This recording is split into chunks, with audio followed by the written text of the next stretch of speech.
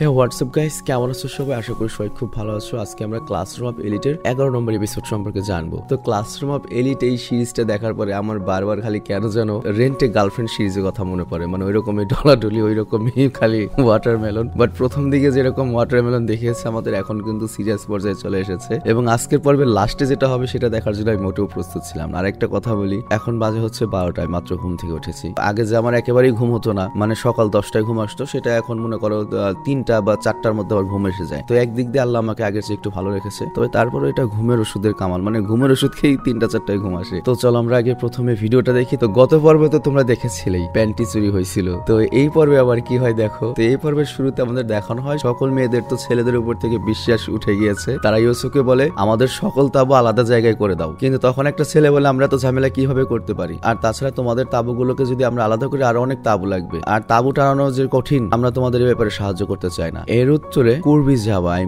ওই মেয়েটা যার বয়ফ্রেন্ড হচ্ছে ইয়োসো, ও বলে তোমাদের সাহায্য লাগবে না, ইয়োসো আমাদের সাহায্য করবে। কিন্তু হরিকিতা তখন বলে দেখো আমার কোনো সমস্যা নেই ইয়োসোকে নিয়ে, বাট আমরা একজন ছেলের উপর কিভাবে ভরসা করতে পারি, কমপক্ষে 2জন ছেলে তো লাগবে। আর এর জন্য আমরা আরেকটা ছেলেকে নেবো, তার নাম হচ্ছে আয়নোকোজি। আর এর পরের দৃশ্যে আমরা দেখতে পাই আয়নোকোজি এবং ইয়োসো দুইজনে মিলে তাবু লাগাচ্ছিল। আর তখন কথা বলতে বলতেই ইয়োসো আয়নোকোজিকে বলে আয়নোকোজি আমার মনে হয় হরিকিতা তোমার উপর অনেক ভরসা করে, কারণ তোমাকে নির্বাচন করে হরিকিতা তোমাকে অনেক কমপ্লিমেন্ট দিয়েছে, মানে আস্থা দেখিয়েছে, এরকম কিছু বুঝিয়েছে আর কি। আর সত্যি বলতে আমার গার্লফ্রেন্ড করবি যাবো তোমার জন্য আগে থেকেই রাজি ছিল। তো এই কথা শুনে আমাদের আয়নোকোজি কি বলে জানো, ও আমি তো ভেবেছিলাম তোমার গার্লফ্রেন্ড আমাকে অদৃশ্যই ভাবে, আমার অস্তিত্ব আছে এটা ভাবেই না। আর পরের দৃশ্যে আমরা দেখি ওরা দুজন মিলে তারগুলোকে আলাদা করে, আর তখন সেখানে ইবোকে আসে। ইবোকে মানে হচ্ছে ওই যে সেকশন সির যেটা ওদের সাথে যোগ দিল। তো আয়নোকোজি বলে আমার তো মনে হচ্ছে সেকশন ডির মধ্যে কোনো সমস্যা রয়েছে, এবং অলরেডি সমস্যা চলছে, মানে ওই প্যান্টি চুরির কথা এবং বিভিন্ন ঝামেলা কথা বলছে, এবং এই কাজগুলো যে করেছে সে ক্ষমার অযোগ্য। আর বলে তোমার কি মনে হয় এই কাজ করার পেছনে কে থাকতে পারে? তো ইবোকে তখন বলে তুমি তো আবার এটা ভাবছো না এর পেছনে আমার কাজ রয়েছে বা আমার হাত রয়েছে? তখন উত্তরে আয়নোকোজি বলে না, এরকম বিষয় নাই, তোমার উপর আমার ভরসা রয়েছে। আর তখন ইবোকে ওকে ধন্যবাদ জানায় এবং ব্রাশ করতে থাকে। আর তারপর আয়নোকোজি সেই জায়গায় যায় যেখানে প্রথম ইবোকে দেখেছিল, এবং ওই গাছের নিচে কিছু খুঁজতে থাকে। আর তখন আমাদের রাতের বেলার দৃশ্য দেখানো হয় যেখানে আয়নোকোজি একা আগুনের পাশে বসেছিল। আর হরিকিতা তখন ওইখানে আসে এবং বলে বলো তো কাজ করে কেমন লাগছে তোমার? তো আয়নোকোজি তখন বলে তুমি যদি আমার নাম না নিতে আমাকে এত কষ্ট করে কাজগুলো করতে হতো না। তো হরিকিতা তখন বলে দেখো ইউসোর একার উপর আমার কোনো ভরসা নেই, এই জন্য আমি তোমাকে নিয়েছি। আয়নোকোজি তখন বলে তোমার এই যে একটা স্পেশাল পাওয়ার রয়েছে যে তুমি প্রত্যেকটা মানুষের মধ্যে আলাদা একটা দিক দেখতে পাও বা নেগেটিভ দিক দেখতে পাও, এটা বন্ধ করতে হবে। হরিকিতা বলে হ্যাঁ, কিন্তু আমার অন্য কোনো দিক নেই, কিন্তু বেশিরভাগ মানুষই রয়েছে যাদের ভেতরে একরকম বাইরে আরেক রকম, যেমন তুমি। তো আয়নোকোজি তো অবাক হয়ে যায়, হঠাৎ এই কথার পর এই কথা কিভাবে আসে, মানে আয়নোকোজিকে উল্টো বলে দিচ্ছে ওর ডাবল সাইড রয়েছে। তো আয়নোকোজি উল্টো বলে দেখো যখন থেকে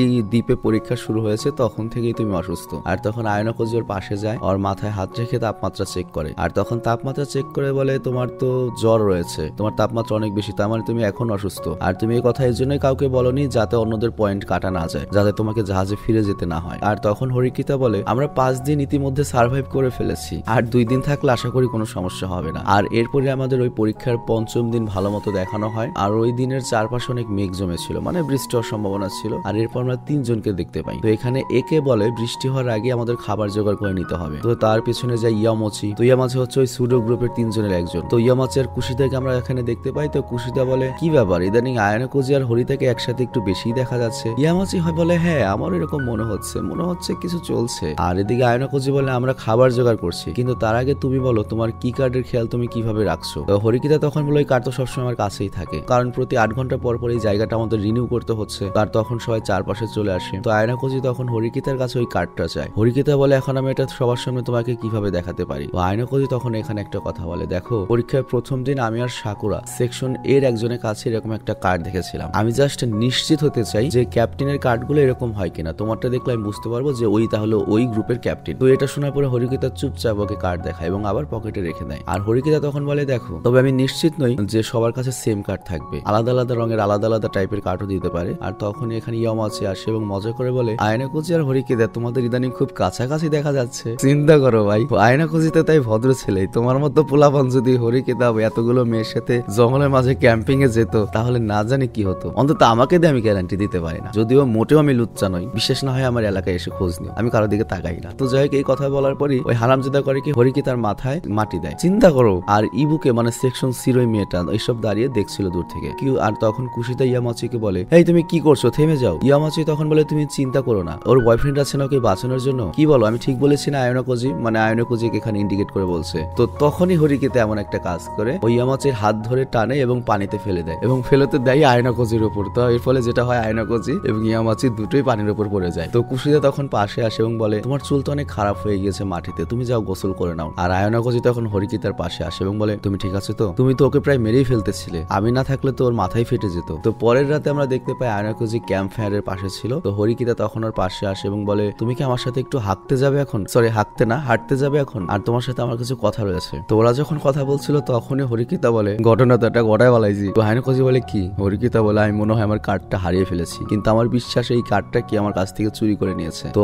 আয়নাকোজি বলে, দেখো প্রথমে এই ব্যাপারটা সবাইকে জানানো উচিত হবে না, তা না হলে ওরা সবাই অনেক ঘাবড়ে যাবে। হরিকিতা বলে, এই ব্যাপারটা নিয়ে আমার দুজনের উপর সন্দেহ হয়, একটা হচ্ছে ইবুকে আর একটা হচ্ছে কুরিবিজাবা। তখন আয়নাকোজি বলে, কুরিবিজাবা তো আমাদের সেকশনেরই মেয়ে, ওর সাথে তোমার কোনো ঝগড়া আছে নাকি? পার্সোনাল সমস্যা আছে নাকি? আর তুমি যদি মনে করে থাকো যে এর পেছনে কুরিবিজাবার হাত রয়েছে, আমি এটার সাথে একমত নই। তবে এখানে কুরিজাবার নামটা আমি সঠিক উচ্চারণ করতে পারছি কিনা আমি নিশ্চিত নই, কারণ আমার কাছে মনে হচ্ছে আমার যে স্ক্রিপ্ট রাইটার এর আগে ওর নামটা একটু অন্যভাবে স্পেলিং করে দিয়েছিল আর কি। আর বুঝই তো, সবগুলো ক্যারেক্টারের নাম তো আর মুখস্থ রাখা পসিবল নয়। মেন কয়েকটা ক্যারেক্টারের নাম আমার মুখস্থ থাকে, আর আমার মাথায় তো খালি এই র্যান্ডম অ্যানিমেশন বা অনলি জাপানিজ থাকে না, র্যান্ডম ভিডিও চ্যানেল স্যাভেজ যখন যেটা যায় তখন সেই জিনিসটা আমার পুরো মাথায় ঢুকিয়ে নিতে হয়। তো যাই হোক, এখানে আয়নাকোজি আরো বলে, আমি অনেক আগে থেকে এটা পর্যবেক্ষণ করে যাচ্ছিলাম, তো আমি বিশ্বাস করি না যে কুরিজাবা এটা করতে পারে। তো হরিকিতা বলে, তা না হলে এটা নিঃসন্দেহে ইবুকের কাজ। আয়নাকোজি বলে, এটা হতে পারে, তবে সঠিক সময় আমি ব্যাপারটা জেনে নেব, আর এটা তখনই প্রমাণ হবে যখন ও এখান থেকে পালানোর চেষ্টা করবে। তাহলে চলো তাড়াতাড়ি দেখি। আর এরপরে যখন ওরা যায় তখনই দেখতে পাই ক্যাম্পে আগুন লেগে গিয়েছে এবং ইবুকে ওখানে পাশে দাঁড়িয়ে রয়েছে। তো মূলত এখানে আমরা দেখতে পাই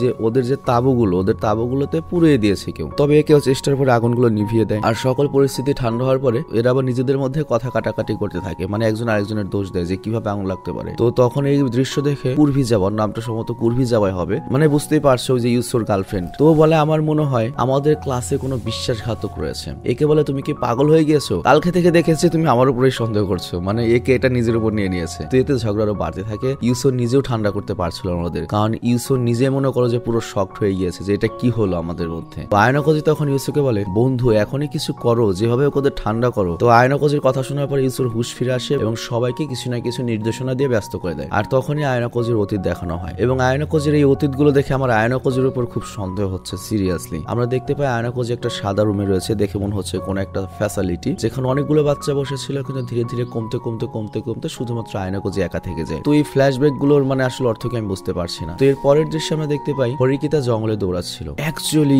কেন দৌড়াচ্ছিল আমি বলছি, ইবুকে এখান থেকে পালাচ্ছিল সেজন্য। তো ইবুকে ধরার জন্য দৌড়াচ্ছিল। তো মানে এখানে যখন আগুন লেগেছে, ঝগড়া লেগেছে, এই সুযোগের সদ্ব্যবহার করে ইবুকে এখান থেকে পালিয়েছে। তো কিছুক্ষণ পরে ইবুকে কেউ ধরেও ফেলে। তো ইবুকে হরিকিতাকে বলে, তোমার কি মনে হয় তুমি একটু বেশি দেরি করে ফেলেছো না? তো হরিকিতা তখন বলে, আমি জানি ওই প্যান্টি হারানো এবং আগুন লাগার পেছনে তোমারই হাত রয়েছে, তুমি আমাদের নিজেদের মধ্যে ঝামেলা বাঁধানোর চেষ্টা করার জন্য এসেছিলে, আর আমার ক্লাসমেটদেরও তোমার উপর আগে থেকেই সন্দেহ ছিল। তো এই কথার উত্তরে ইবুকে বলে, তোমার কাছে কি কোনো প্রমাণ আছে? হরিকিতা বলে, দেখো প্যান্টির ঘটনা আমার কোনো প্রমাণ নেই, তবে আমার দৃঢ় বিশ্বাস আগুন লাগা, প্যান্টির ঘটনা এবং আমার কার্ড হারিয়ে যাওয়া সবকিছুর পেছনে তোমার হাত রয়েছে। তো তুমি যেটা আমার কাছ থেকে চুরি করেছো সেটা আমাকে ফেরত দাও। এই কথার উত্তর ইবুকে বলে, তুমি কোন ব্যাপারে কথা বলছো? আমি তো বুঝতেই পারছি না। হরিকিতা তখন অনেক অস্বস্তি বোধ করে, কারণ হরিকিতা তো এমনিতে অসুস্থ, ওর তো জ্বর। তো হরিকিতা বলে, এটা আমার লাস্ট ওয়ার্নিং, তুমি যা নিয়েছো ওটা আমাকে ফেরত দাও। তো ইবুকে তখন বলে, তোমার যা ইচ্ছা করার, এই বলে ব্যাগটা ফেলে দেয়। তো হরিকিতা তখন ব্যাগটার দিকে আগাতে থাকে, তখন ইবুকে ওকে আক্রমণ করে দেয়। তো হরিকিতা তখন বলে, এরকম খারাপ ব্যবহার বা ভায়োলেন্সের জন্য, মারামারির জন্য তুমি কিন্তু গেম থেকে বের হয়ে যেতে পারো। ইবুকে তখন বলে, এখানে আশেপাশে তো আমি কোনো ক্যামেরা দেখতে পাচ্ছি না, কোনো ড্রোন আছে নাকি? আমাদের এসব করতে কে দেখবে? আর আমার তো মনে হচ্ছে তুমি লড়াইতে অত ভালো নাও, তোমার সবচেয়ে বেটার হবে তুমি এখান থেকে পালিয়ে যাও। তো এই কথা বলে ইবুকে করিকে হরিকিতাকে অ্যাটাক করতে থাকে, কিন্তু হরিকিতা অ্যাটাকটাকে ডস করে দেয়। আর হরিকিতা তখন ভাবতে থাকে, আমি এখনো যদি কিছু না করি তাহলে সেকশনটির সবার ক্ষতি হবে, আর আমি নিজেই সারা জীবন সবাইকে অকর্মা বলেছি, এখন আমি যদি কিছু এটা না করতে পারি তাহলে আমি নিজে অকর্মা হয়ে যাব। তো এইসব চিন্তা ভাবনা থেকে বের হয়ে এসে হরিকিতা ইবুকিকে বলে, তুমি আমার কার্ড চুরি করেছো তাই না? এর উত্তরে ইবুকে না করে দিয়ে আবারও হরিকিতার উপর অ্যাটাক করে। আর এর কিছু সময় পরে ইবুকে হরিকিতাকে মাটিতে ফেলে দেয়, আর মাটিতে ফেলে দেওয়ার পর ইবুকে ওকে বলতে থাকে, হ্যাঁ আমি তোমার কার্ড চুরি করেছি। আর তারপর হরিকিতা আবারও দাঁড়িয়ে যায়, আর ইবুকে বলে, তোমার কাছে কোনো প্রমাণ নেই যে আমি তোমাকে আঘাত করেছি? বলো ঠিক বলেছি না? কোনো ক্যামেরা আছে, কেউ দেখেছে? আর হরিকিতা তখন বলে, তুমি একবার শুধু আমার হাতে ওই কার্ডটা আসতে দাও, তারপর আমি তোমার অবস্থা খারাপ করে দেবো, কারণ ওটার উপর তোমার ফিঙ্গারপ্রিন্ট রয়েছে, এটাই প্রুভ করে দেবে যে তুমি আমার কার্ড চুরি করেছিলে। তো এরপর ইবুকে আরো হরিকিতার উপর অ্যাটাক করার চেষ্টা করে, বাট